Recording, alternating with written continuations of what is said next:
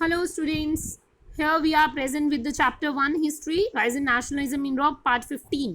Part 15 जहाँ पर हम 13 एंड 14 पार्ट में सेम टॉपिक डिस्कस कर रहे थे, कंजर्वेटिव्स की हम बात कर रहे थे। वेन मीटिंग भी हो चुकी है, वेन मीटिंग का ट्रीटी भी हमें पता चल चुका है। अब क्या चीज़ थी कि कंजर्वेटिव्स ने क्या क्या चीज़ों को अप्लाई किया, क्या क्या चीज़ों से नेशनलिज्म को डेवलप कर रहे थे। कंजर्वेटिव्स रिजाइम वॉज ऑटोक्रेटिक, यानी कि कंजर्वेटिव रिजाइम जो उनका रिजाइम था, उनका रूल्स एंड रेगुलेशन था, वो क्या था? Autocratic. They do not want any democracy, they want autocratic, मतलब राजा का शासन ही वो लोग चाहते थे। वो नहीं चाहते थे कि डेमोक्रेसी होए, कोई इलेक्शंस वाली चीज़ें नहीं चाहते थे। ऑटोक्रेटिक की पावर चाहते थे वो लोग।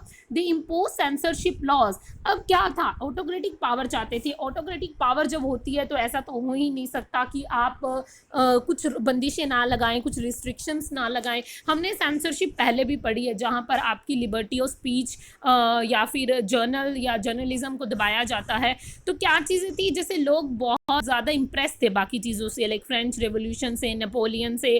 तो जब इन्होंने क्या किया, कंजर्वेटिव रिजाइम ने ऑटोक्रेटिक किया, तो ऐसी चीज़ों को बंद कर दिया कि बाकी लोगों को सपोर्ट नहीं करना है। बिकॉज जब आप किसी चीज़ में रूल ओवर करना चाहते हैं और आपकी प्रजा किसी और चीज़ को बहुत ज़्यादा सपोर्ट करती है, तो आप के हाथ में पावर होने का सबसे ज़्यादा फ़ायदा आप यही उठाते हो कि वो उसको सपोर्ट ना करे, आप सपोर्ट सिस्टम ही बंद करवा देते हो। तो यही एक चीज़ थी कि सेंसरशिप लॉज लगाकर आपने सपोर्ट सिस्टम ही बंद करवा दिया था।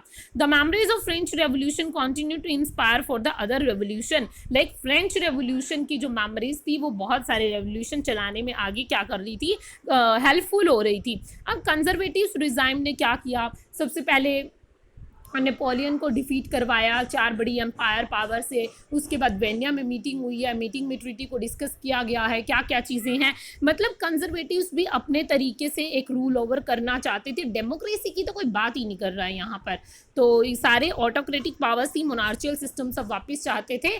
तो यहीं पर हमारा कंजर्वेटिव्स का जो टॉपिक है वो समअप होता है। नेक्स्ट में हम रेवोल्यूशनरीज के बारे में पढ़ेंगे। ये इतनी सारी चीज़ें, हम इतने सारे नेम्स जो हम पढ़ रहे हैं वो यही पढ़ रहे हैं कि यूरोप में डेमोक्रेसी कितनी मुश्किल तरीके से आई है। एक डेमोक्रेटिक वर्क कहना जितना ईजी है, उतनी ईजी तरीके से, उतनी ईजीनेस से वो चीज़ आई नहीं है।